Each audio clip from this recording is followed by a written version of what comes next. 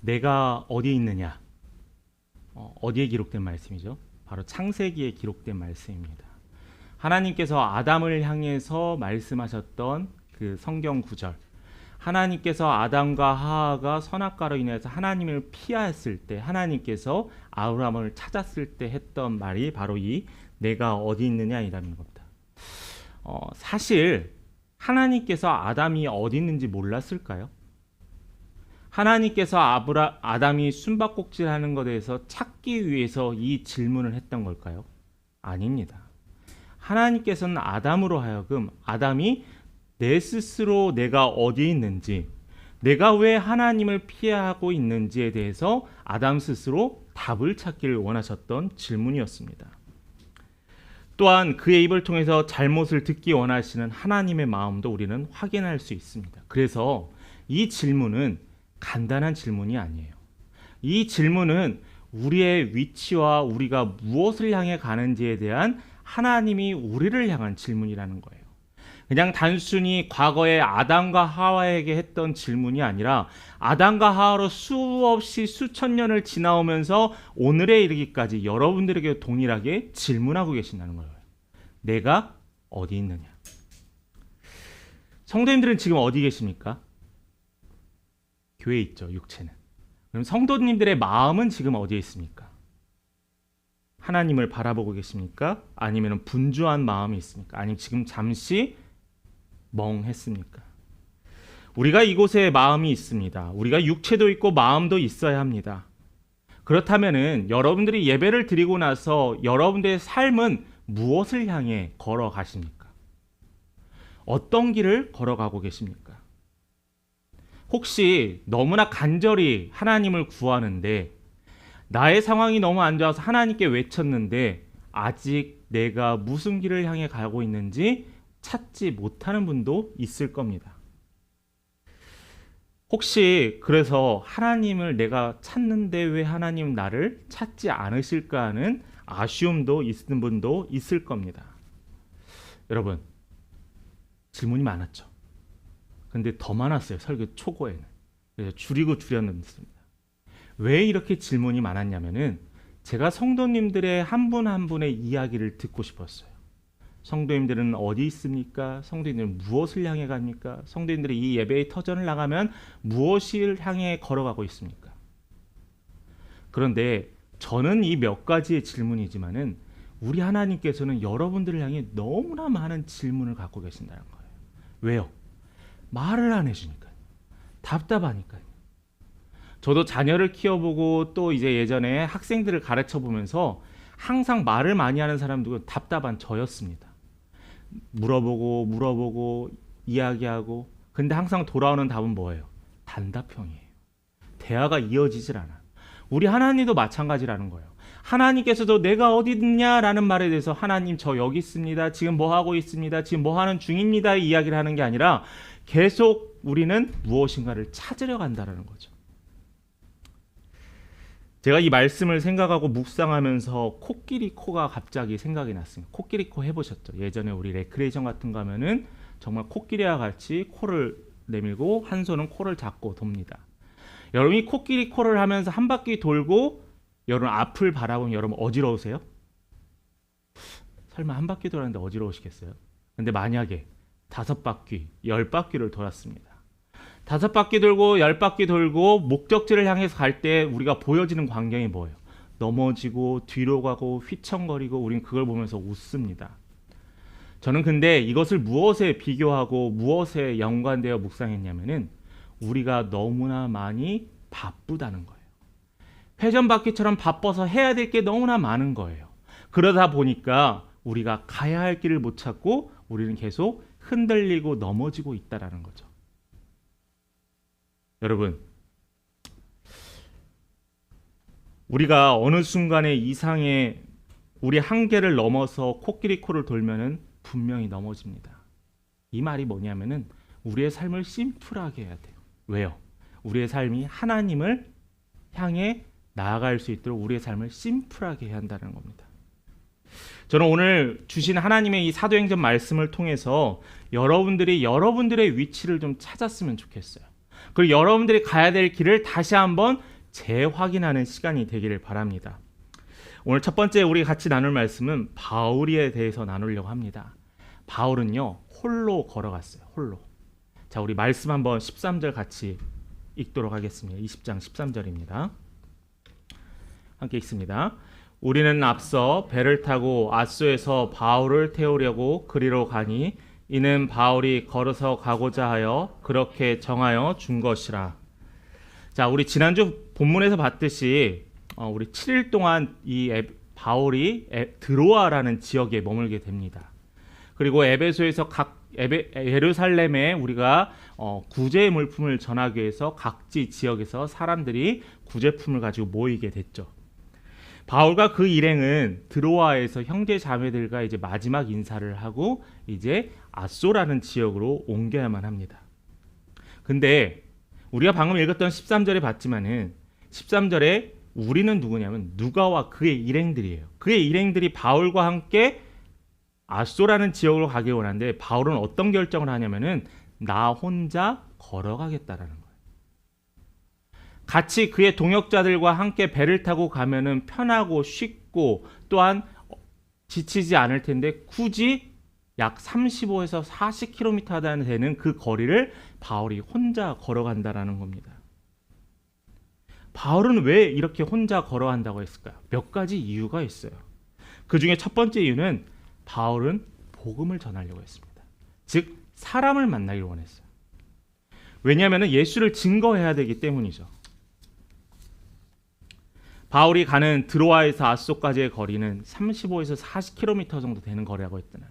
건강한 성인 남성이 한 하루도 안 돼서 갈 수 있는 충분한 거리이기도 합니다. 근데 바울의 상태는 어떤 상태예요? 나이가 찼고요. 바울은 항상 병과 연약한 육체 때문에 힘들어했습니다. 자, 이 거리를 걸어간다고요? 바울에겐 위험하잖아요. 근데 또 다른 위험이 존재하잖아요. 어떤 위험이에요? 바울을 대적하고 바울을 핍박하고 바울이 전하는 복음을 방해하는 유대인들이 항상 그를 따라다니고 있다는 거예요. 만약 바울이 홀로 사역을 했을 때, 바울이 혼자 걸어갔을 때 그들이 사람들이 보이지 않는 곳에서 어떻게 바울에게 해코지할 수도 있는 아주 위험한 상황일 수도 있다는 거예요. 그런데 이 위험하고 이 어려운 상황 가운데서 바울은 뭘 결정하냐면은 복음을 위해서 걸어가기로 결정했다는 겁니다. 이유가 무엇이에요? 사람을 만나고 싶었어요. 복음을 전하고 싶었어요. 어떤 이에게는 나이가 먹어가면서 어떤 이에게는 내 나이가 먹어가니까 내가 할 게 점점 줄어드네. 굳이 내가 해야 될까? 내려놓아야지라고 하는 사람이 있는가 하면은 어떤 이들은 이 바울은 내가 나이가 먹고 육체가 연약하여 언제 어떻게 죽을지 모르고 상황에서 한 명이라도 더 전도해야겠다고 복음을 전달해야겠다는 간절한 사명감이 불타 있었다는 거예요. 좀 다르죠. 그의 삶의 원칙은 복음 전도가 우선이었어요. 사실 그에게는 점점 나이가 들고 육체가 연약해져서 복음 전하기에 힘들었습니다. 한정된 공간인 이 배에서 한정된 사람을 만나는 것보다 그래도 그 먼 길을 걸어가면서 한 명이라도 더 많이 마주치는 게 배를 타고는 것보다 더 낫다 생각하여 그는 걸어가기로 결정했다는 거죠. 저는 이 첫 번째 중요한 이유가 있지만 또 다른 두 번째 이유가 있습니다. 바로 뭐냐면은 하나님과 함께 길을 걸어가기 위함이었어요. 함께 걷는다는 게 뭐예요? 하나님과 교제의 시간이 필요하다는 거예요. 기도의 시간도 필요하고 하나님과 대화의 시간도 필요하고 하나님과의 주고받는 교제 속에서 하나님의 뜻도 알길 원했습니다. 그런데 지금까지 바울의 삶은 어땠어요? 늘 그의 동역자들이 있었습니다. 선교팀도 같이 있었고 동역자도 있었고 대적자도 있었고 그의 주변에 항상 사람이 있었어요. 물론 바울이 주변에 사람이 많고 사역이 많다 하여서 하나님과의 교제를 소홀히 하진 않았습니다. 그러나 이 그냥 빈 시간에 하나님과의 교제가 아니라 바울은 하나님과의 깊은 묵상의 시간이 필요했다는 거죠.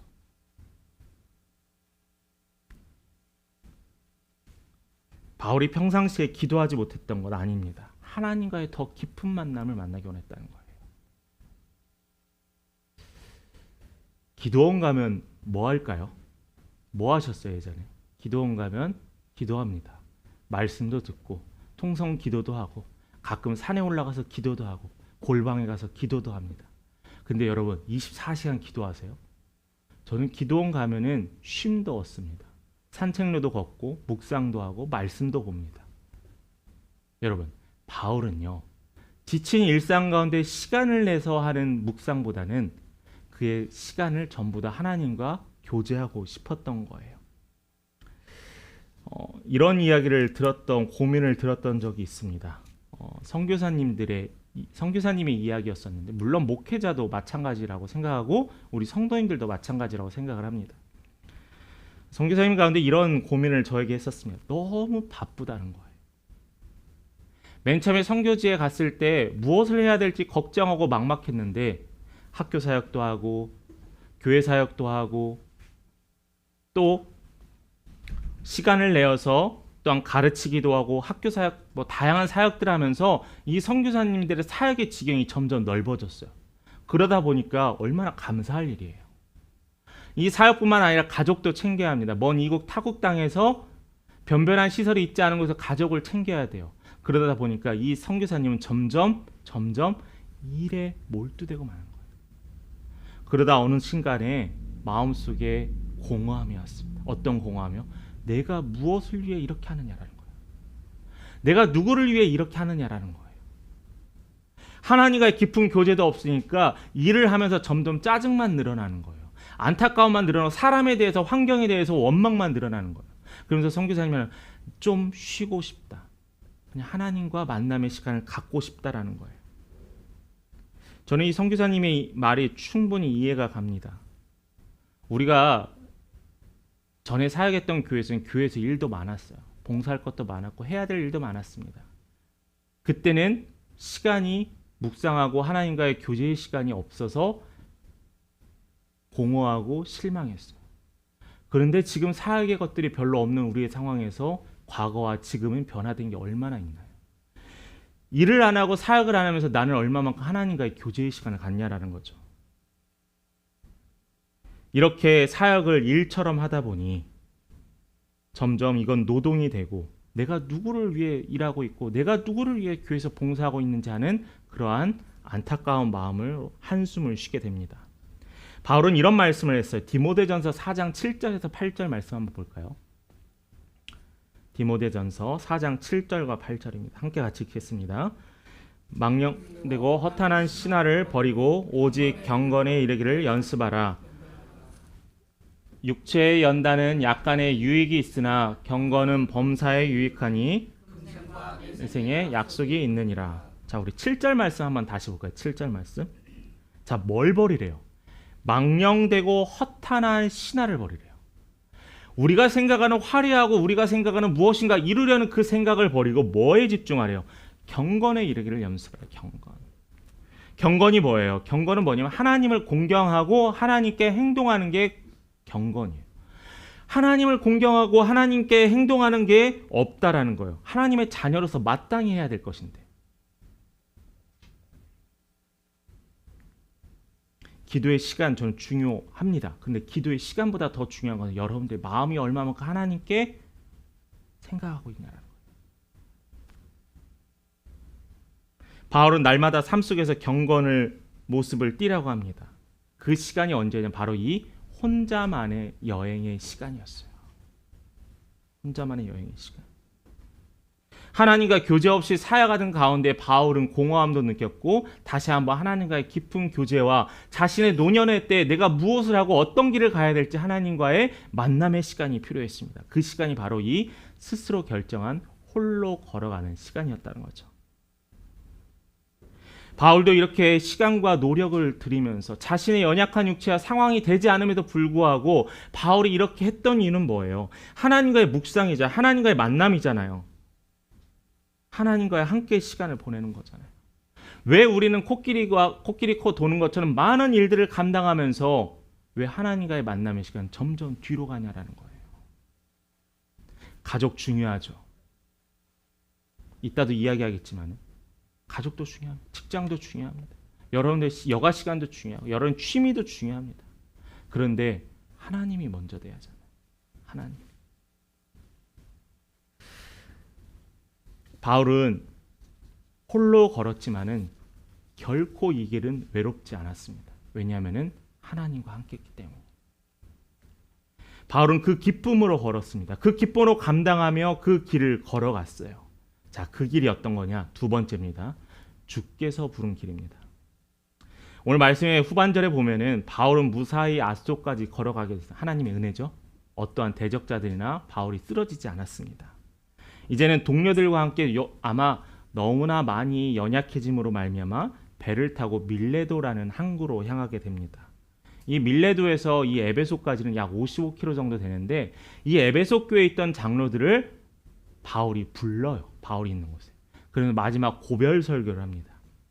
근데 이 고별 설교를 하기 위해서 그들을 불렀는데 그들이 오자마자 했던 얘기가 뭐냐면은 바울에게 예루살렘으로 가지 말라는 이야기예요. 예루살렘에 가면 당신이 필히 어려움을 겪을 것이고 고난을 겪을 것이다 라는 이야기를 합니다. 이에 더해서 아가보라는 사람은 바울의 띠를 가져다가 자기의 손과 발을 묶고 이 띠의 임자가 될 것이다라는 이야기예요. 뭐냐면은 바울이 예루살렘으로 올라가면 핍박당하고 죽을 위험에 처할 수 있다라는 경고의 말이거든요. 자, 이 이야기를 듣고 사람들이 이야기를 들으면 사람들은 어떻게 하겠어요? 더 적극적으로 바울을 말렸겠죠. 여러분들이 제가 만약에 정말 누구나 아는 그 위험한 길로 간다면 저를 말리시겠어요? 가시라고 하는구나. 믿음이 큽니다. 예전에 이제 지구촌교회 목사님 지금 지금 선교사로 가신 목사님께서 어느 날 갑자기 설교 도중에 주일날 선포한 적이 있어요. 아직 몇 년의 은퇴의 시간이 남았는데 선교지로 간다고 갑자기 하셨습니다.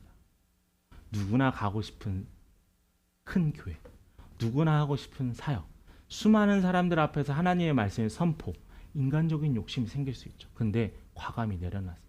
뭐 그 이외의 것은 뭐 이타부타 할 이야기는 없고 그 결단이라는 거예요. 얼마나 말렸겠어요, 사람들이. 얼마나 그 교회 장로님과 성도들이 말렸겠어요. 성도들이 울었어요, 그 장면을 보니까. 목사님 가지 마세요. 굳이 그렇게 가셔야겠어요. 이것도 사역지입니다. 근데 떠났습니다. 여러분, 바울에게도 아마 이와 똑같은 상황이었을 겁니다. 이렇게 근데 이 상황에서 만약에 바울이 주변 사람이 말리고 아가보의 예언을 통해서 이러한 예언이 있으면은 아마 하나님이 나를 보호하시기 위해서 떠나지 말라 하시겠구나라고 생각할 수 있어요. 충분히 생각할 수 있잖아요. 왜냐하면 예언도 있고 믿는 자들이 막았기 때문에. 그런데 여기에 함정이 있어요. 함정이. 내가 위험을 당하니까 미리 막아주시는구나. 나를 보호하시는 하나님 맞아요. 맞죠? 나를 보호하시는 하나님. 나를 위험 가운데 지키시는 하나님. 나를 푸른 초장에 누이시고 어떠한 악한 것으로부터 막아주시는 하나님. 그 말씀이 지금 현재 바울에게 향한 말씀은 아닙니다.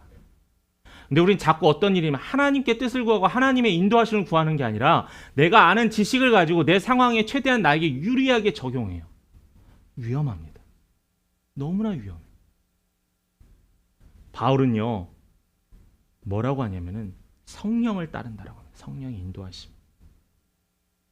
바울은 그런 결정을 하여 예루살렘의 길을 포기하지 않았어요. 바울은 하나님이 원하는 결정을 했습니다. 올바른 그래서 믿음 생활에 여러분 기억하세요. 올바른 해석이 필요해요. 나의 삶의 성경을 내가 읽을 때 여러분들이 읽을 때 여러분들의 삶의 생활의 습관이나 상황에 맞춰서 성경을 읽고 하잖아요. 그리고 나의 삶에 적용하는 그게 뭐죠? 큐티잖아요. 근데 이 큐티가 하나님의 뜻을 구하는 큐티가 아니라 내가 아는 지식, 내가 아는 성경의 말씀 나에게 유리하고 나에게 도움이 되고 내가 피할 곳을 만들어주는 도구가 되고 있어요. 그건 하나님이 우리에게 주신 말씀의 의도가 아니라는 거예요. 어렵죠. 그럼 목사님 도대체 어떤 게 하나님의 뜻이에요? 바울은요, 하나님의 뜻을 발견하잖아요. 하나님과의 깊은 교제를 통해서, 하나님과의 깊은 만남을 통해서 하나님과 가까워지면 잘 알아요. 만약에 여러분들이 우리 교회 성도들 중에서 제 마음을 제일 잘 아는 사람이 누굴까요? 제 아내입니다. 왜냐하면 저랑 시간을 제일 많이 보내고 저랑 많은 대화를 하니까요. 일주일에 한 번 1시간, 2시간 만나서 여러분들이 제 마음을 많이 알고 제가 여러분들의 마음을 많이 알까요? 한계가 있겠죠. 여러분, 바울은요, 늘 하나님과 동행했기 때문에 성령님께서 나를 인도하시는 길을 정확히 알고 있었어요.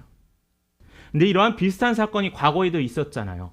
2차 전도여행 때 바울이 내가 예전에 전도했던 아시아 지역을 향해서 다시 전도해야겠다라고 생각을 합니다. 그런데 누가 막으시죠? 성령께서 막으시잖아요. 그러면 그를 어디로 인도해요? 유럽의 땅으로 인도하잖아요. 바울의 계획, 바울이 그렇게 복음에 매여 있고 예수의 길을 따랐던 이 바울도 하나님의 일을 때로는 오해할 수 있어요. 그러나 막으시는 하나님, 만약에 막았을 때 바울이 어떤 생각을 할 수 있냐면, 막으시니까 하나님이 나에게 더 이상 전도하는 것을 원치 않으시는구나 라고 생각할 수도 있습니다. 이게 어떤 생각이냐면은 내가 편리할 대로 하나님의 뜻을 이해하는 생각이에요. 그러나 바울은 성령의 인도하심 따라 마게도나 유럽의 땅을 향해서 눈을 돌리기 시작했어요.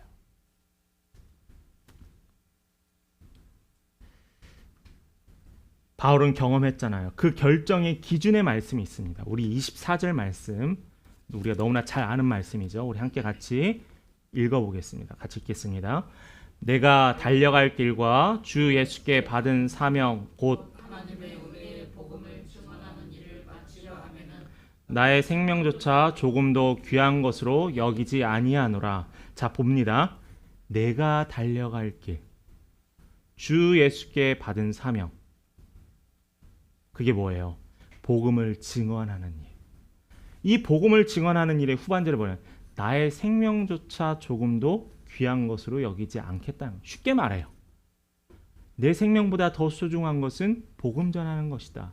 그 복음 전하는 것, 지금 내가 예루살렘 땅으로 가는 것이 하나님의 인도하시라고 이야기를 합니다. 바울은 복음의 증인이 되기 위해서 자신의 결박과 핍박도 감당한다라고 이야기해요. 선포해요. 그게 마지막 고별 설교예요. 에베소 교회에서 오신 교회 지도자들을 향한 고별 설교였다라는 겁니다. 바울은 체포되는 게 두렵지 않았습니다. 죽는 게 두렵지 않았어요. 인간적으로 안 두려웠을까요? 두렵겠죠. 돌 맞으면 아프잖아요. 하나님께서 내가 너를 그곳으로 보냈을까? 내가 맞는 돌도 내가 안 아프게 하겠다?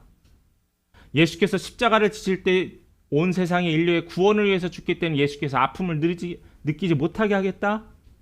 아니에요. 나는 이미 이 은혜를 전하는 복음을 전한 일에 내 목숨까지 내려놓을 거라고 당당하게 선포했습니다. 운명. 여러분들 배우자분들 만나서 운명처럼 만나셨죠? 네, 만났을 겁니다, 예전엔. 근데 이 운명이라는 말은 성경에 존재하지 않아요. 운명이 뭐예요? 운명은 정해진 거예요. 결과에 따라서 포기도 하고 체념도 하게 되죠. 왜냐하면 그것은 이미 결과가 정해졌기 때문입니다. 아무리 노력을 해도 이것은 운명이기 때문에 결과가 바뀌어지지 않는다라고 해요. 그래서 미리 포기합니다. 이것을 운명이라고 해요. 성경에는 운명이 없습니다. 성경에는 뭐냐면은 사명이 있어요. 소명이 있어요.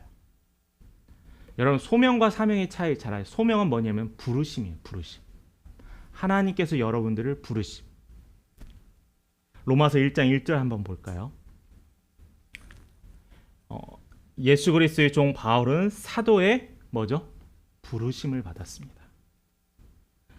그 부르심의 내용이 뭐냐면 복음을 위하여 택함을 받았다는 거예요. 이게 부르심이에요. 이게 소명이에요. 하나님께서 나를 부르셨습니다. 하나님께서 여러분을 부르셨습니다. 그럼 사명이 뭐예요? 이 부르심을 가지고 하나님이 인도하시고 하나님이 생각하시는 그 길에 나아가는 게 사명이에요. 그래서 우리는 항상 이 부르심과 사명을 같이 연장선상에 이어가야 한다는 거죠. 부르심만 받고 사명을 감당하지 않는 것, 어리석은 자입니다. 부르심 없이 사명이라 착각하고 자신의 일을 하는 것, 이것도 위험합니다. 사도 바울은 이방인에게 복음을 전한다라고 했어요. 바울은 선교사로 파송받았습니다. 그가 다메섹 도상에서 예수 그리스도를 만나고 뭐라고 들었어요? 음성을. 사울아 사울아 내가 어찌하여 나를 핍박하느냐. 그 음성을 듣고 그가 땅에 엎드려진 이후로 그는 그 사명, 부르심을 기억하며 사명을 위해 끝까지 감당했던 자가 바로 바울이었다라는 거죠. 주의 뜻을 분별할 줄 알아야 합니다. 주의 길이 어떤 길인지 알아야 합니다. 이런 상황에서 분명히 고날 당할 상황에서 우리는 무엇을 위해 기도해야 되는 거예요? 바울이 예루살렘에 가서 고난과 핍박을 당할지라도 무엇을 위해서 바울은 기도해야 되는 거예요? 여러분들이 주의 복음과 믿음을 지키기 위해서 당하는 고난과 핍박을 위해서 무엇을 위해 기도해야 되는 거예요? 지금까지는 하나님 이 고난이 나에게 없어지게 하옵소서, 하나님 이 고난이 나를 피하게 하옵소서라고만 기도했는데 바울의 기도는 이렇지 않다는 거예요. 왜냐하면 성령께서 말씀하셨기 때문이에요. 그래서 세 번째는 바울의 기도를 보는데 고난을 감당할 수 있는 믿음을 위해서 기도했습니다. 이게 여러분들을 향한 하나님의 명령입니다. 고난을 감당할 수 있는 믿음. 우리는 하나님께서 은혜를 내려주신다 할 때 전형적으로 뭘 하죠? 표현하죠? 감사합니다. 그렇죠? 맥주감사, 추수감사, 특별한 감사만이 아니라 하나님께서 나에게 특별한 시간을 주셔서 감사합니다라고 합니다. 자, 그런데 여러분들의 삶에서 어려운 것을 제거해 주지 않거나 문제를 해결해 주지 않을 때 여러분 감사할 수 있으세요? 어렵죠. 힘든데 감사할 수 있으세요? 어렵죠. 그런데 해야 되죠. 그렇게 되면은 우리의 감사는 어떻게 되냐면은 조건에 대한 감사예요. 결과에 대한 감사. 주셔서 감사, 인도하셔서 감사, 책임지셔서 감사. 그러나 내가 때로는 핍박과 고난의 길에도 감사를 못하겠습니다.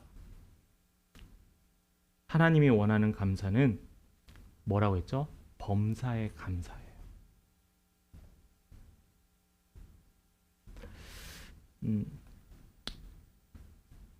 하나님을 떠난 세대는 하나님께서 주시고 인도하신 이 모든 것이 하나님이 주셨다는 것을 인정하지 않습니다.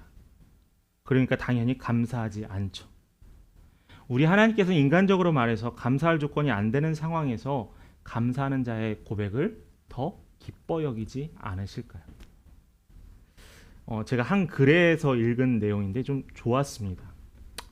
한번 잘 들어보세요. 고난이 없는 그리스도인은 없지만 영원히 고난받는 그리스도인은 없습니다.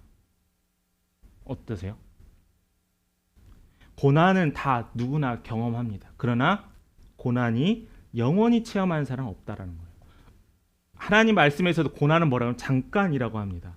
마치 추운 겨울에 지나고 따스한 봄이 되는 것처럼 항상 매년 추운 겨울이 되는 게 아니라 우리의 삶에도 봄이 온다라는 거예요. 왜요? 하나님께서 약속하셨잖아요. 사도 바울의 삶에서 많은 선택과 많은 갈등도 있었고요. 많은 어려움도 있었습니다. 그러나 바울은 그것이 영원하지 않을 거라 믿었어요. 이스라엘 백성이 이야기하는 고난이 언제죠? 광야에서 40년간의 시간을 고난이라고 하잖아요. 그런데 이스라엘 백성들이 그 시간이 고난의 시간이었던 40년보다 하나님이 예비하신 그 가나안 땅을 차지하고 있었던 그 시간이 몇 배, 몇십 배, 몇백 배가 더 커요. 우리는 이 몇 배 누리는 이 하나님이 예비하신 이 기름진 땅에 대해서 감사하지만은 이 고난도 없애달라고 해요. 그러나 여러분, 이 고난은요 잠깐이었잖아요. 이들이 누리고 이들이 받았던 땅은 영원하였잖아요. 이게 바로 우리가 고난을 감당하기 위해서 기도해야 될 이유라는 겁니다. 바울이 이러한 삶을 살아온 비결은 눈앞에 고난 대신 또 뭘 했냐면은 영광을 바라봤기 때문이에요. 여러분, 아까도 얘기했지만 여러분들의 이 고난은 영원하지 않아요. 여러분들의 이 아픔은 영원하지 않아요. 여러분 예방주사 맞죠? 예방주사 맞을 때 아이들은 아파서 엄청 옵니다. 근데 그 예방주사를 맞으면 감기에 걸릴 확률이 줄어들기도 하고 다른 질병에 걸릴 위험도 줄어듭니다. 잠깐 고통, 5초의 고통, 1초의 고통도 못 견디고 그걸 피하면은 나중에 더 큰 위험이 오게 된다는 거죠. 여러분, 이스라엘 백성이 누렸던 그 하나님의 약속하신 땅, 우리가 누리는 그 영광의 자리, 우리가 누리게 될 그 영광의 자리를 여러분 믿으세요. 기대하세요. 그리고 그게 여러분들이 버티고 견딜 수 있는 힘이 되길 바랍니다. 그래서 우리는 기도해야 돼요. 주님, 나에게 이 고난을 벗어나게 하옵소서. 그러나 주의 뜻이라면 이 고난을 견딜 수 있는 믿음을 허락하여 주옵소서. 예수께서 그렇게 기도하셨잖아요. 그렇다면 우리의 기도는 어떻게 해야 돼요? 하나님, 나의 이 고난의 상황 가운데, 어려움의 상황 가운데 피하게 하시고, 그러나 피하지 못한다면 나를 견딜 수 있는 믿음을 주옵소서. 이거면은 되게 신앙생활이 멋지지 않을까요? 하나님이 보시기에 기뻐하지 않을까요? 저는 여러분들에게 간절히 권면합니다. 이것을 위해서 기도하세요. 원망과 한탄보다는 기를 수 있는 힘을 견디게 해달라고 기도하시는 우리 성도님 되시길 바랍니다. 말씀 마무리합니다. 바울이 복음을 전하면서 이제 길을 갑니다. 홀로 걸었습니다. 바울은 또한 그의 동역자들과 함께 걸어갔습니다. 그가 가야 될 목적지를 향해 갔어요. 그의 목적지는 누가 인도하신 것이요? 하나님의 인도함이었습니다. 사람들의 눈에는 위험과 고난과 핍박이 있을지언정 하나님이 그 길을 가라 하셨으면 그 길에 가겠다고 순종하는 믿음이 있었습니다. 그리고 그 바울은 그 믿음을 감당할 수 있는 힘을 달라 하나님과 교제하며 기도했다라는 거예요. 바울이 예루살렘에 가서 물질적인 이익이 있었을까요? 사람들의 명예를 얻을 수 있었을까요? 사람들이 부러워할 만한 출세나 성공의 길이 아니에요. 오히려 그 길은 고난의 길이었다는 거죠. 그러나 그 길이 고난의 길일지라도 그 길은 그가 가야 될 길이라는 것을 잊지 않았습니다. 24절 말씀을 다시 한번 읽어봅니다. 천천히 읽어볼게요. 여러분들의 고백의 기도가 되길 바랍니다. 시작. 내가 달려갈 길과 주 예수께 받은 사명 곧 하나님의 은혜의 복음을 증언하는 일을 마치려 하면은 나의 생명조차 조금도 귀한 것으로 여기지 아니하노라. 아멘. 여러분, 이번 한 주 뭐 대단한 거 하시려고 하지 마세요. 이 말씀만 놓고 기도하셨으면 좋겠어요. 내가 달려갈 길, 복음의 사명, 복음을 증언, 나의 생명조차 아깝지 않도록 주를 향해 나아가겠습니다. 하나님이 여러분들 지금 당장 죽으라고 하지 않으세요. 두려워하지 마세요. 걱정하지 마세요. 그 걱정은 하나님께 맡기고 여러분들에게 명한 그 명령의 말씀을 놓고 기도하셨으면 좋겠습니다. 바울의 이 믿음의 고백이 여러분들의 고백이 되길 바랍니다. 또한 바울의 이 체험과 믿음이 여러분들의 믿음과 체험이 되길 간절히 소망합니다. 장차 다가올 영광이 바로 여러분들을 위해 준비하신 하나님의 놀라운 은혜가 되기를 간절히 축복합니다.